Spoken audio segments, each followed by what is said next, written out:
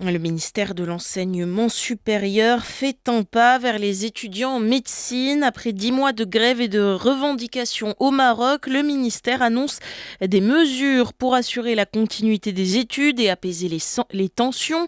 7 mesures au total.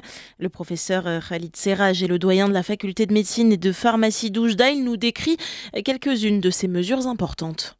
Le ministère de l'Enseignement supérieur, de la Recherche scientifique et de l'Innovation s'est toujours fixé comme priorité l'intérêt de l'étudiant. Première mesure de taille, c'est l'organisation d'une session exceptionnelle le 4 octobre 2024, une session qui était destinée dans un premier temps aux étudiants qui avaient passé les examens le 5 septembre 2024, mais qui maintenant va être élargie à tous les étudiants sans exception. Et l'autre mesure exceptionnelle qui a été prise justement pour permettre aux étudiants de passer, c'est de ne pas prendre en considération la condition de valider les stages hospitaliers qui devaient être faits en 2023-2024.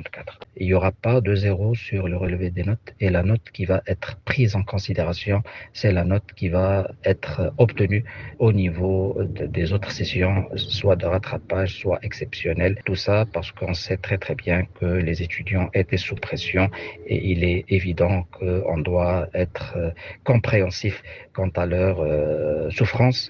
Le doyen de la faculté de médecine et de pharmacie d'Oujda, Khalid Serraj, au micro de Youssef Noamani pour Mehdi. Et c'est une journée particulière dans le royaume puisque l'Union nationale des étudiants du Maroc a appelé à une journée de boycott des cours dans les universités marocaines. Un mouvement en soutien donc aux étudiants en médecine. Hudaifa Hamzian, professeur et spécialiste des questions d'éducation, nous explique pourquoi c'est un mouvement un peu spécial.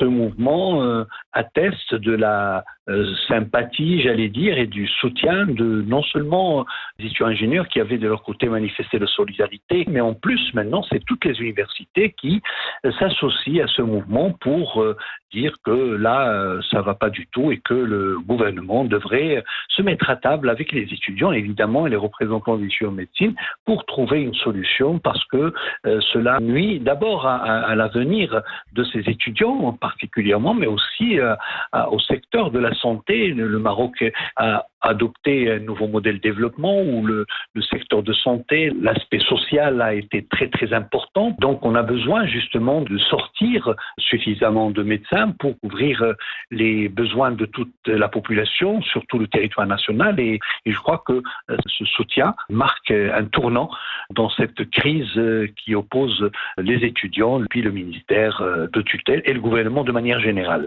Hudaifa Hamzian, il était l'invité ce matin de Florence Blanc sur Mehdi.